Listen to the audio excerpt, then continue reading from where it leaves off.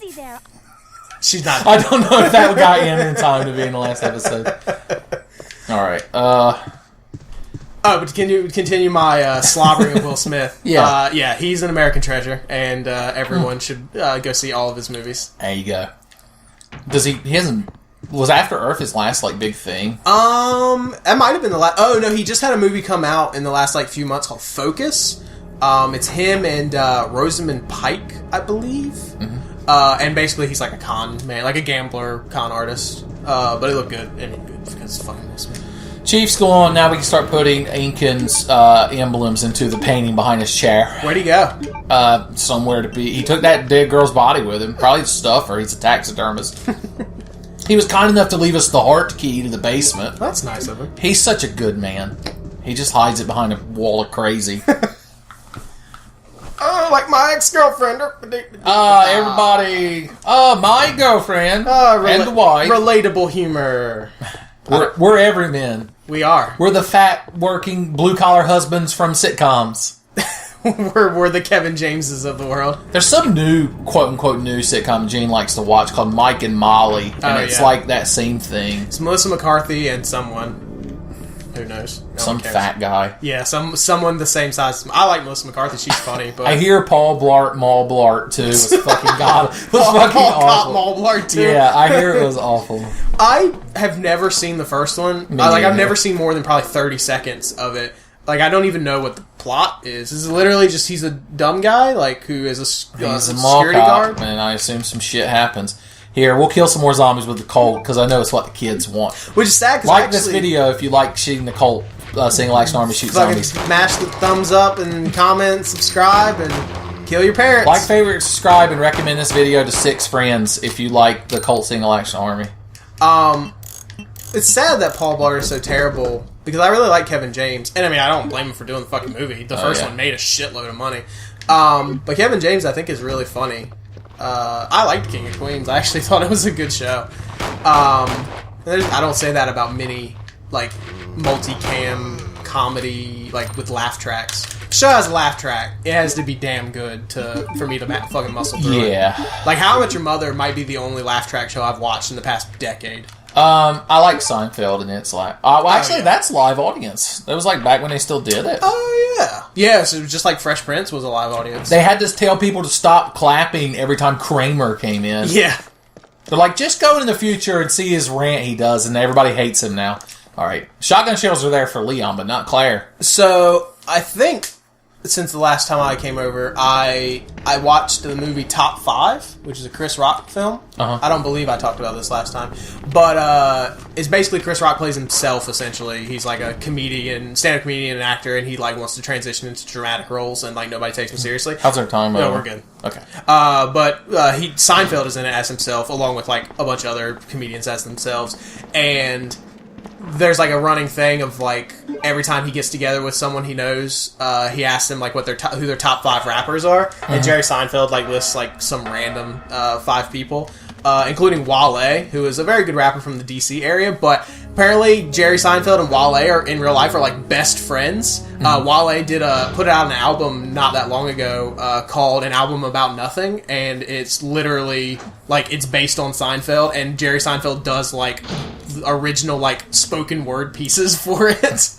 We have to play as Sherry now. Oh god. She has no ability to defend herself, and we have to run through an area with zombie dogs that are twice as fast as her. Great. I don't like Sherry. If we were Leon, we'd play as Ada Wong, who has guns and shit. All Sherry has is a first aid spray and a picture of her family. Well, maybe she can fucking shove that down the throat of a zombie dog and choke it to death. Here's a fun fact. The Sherry's 10 or 11 in this game. In Resident Evil 6, she's an adult because it's however many years later. Yeah. One of the outfits you can get for her in that game is this little sailor outfit. And by that I mean this little sailor outfit. Like the same size? Yeah, it does not... It stays on her a little bit. So kids, if you have a schoolgirl fetish, then play Resident Evil 6, I guess. Or, get the internet. Yeah, or, just go find... a prostitute and tell her to dress up like a schoolgirl. Yeah. Tenfey for the kids. You talking about that made me think in, what's her face? Katie, the daughter from Dead Rising 2. Yeah. I think she's like a grown up in Dead Rising 3. Oh, really? Yeah, I don't think they say it. I think that's supposed to be some like big reveal. Who gives a shit? Just fucking shotgunning Zombrex over and over. Yeah, it's literally like she, is in her 20s or whatever, and she goes by some other name, and then you find out like later on that that's who it is. It takes her so long to climb up ledges. I mean, to be fair, I'd probably take that long. I probably couldn't climb up that ledge, but still. Sherry, sweetheart, honey, you're killing me. Sweetheart, honey pie. Lord have mercy. This girl. So, is that water? We're in a sewage. It's liquid. We're in a sewage treatment plant. Oh, okay. So it's probably majority water. Yeah, it's majority liquid. Yeah. Here's the club key. I like it. Oh, I get it now. They're suits. That's One of my, I have the Versus books, completely unauthorized Resident Evil 2 strategy guide.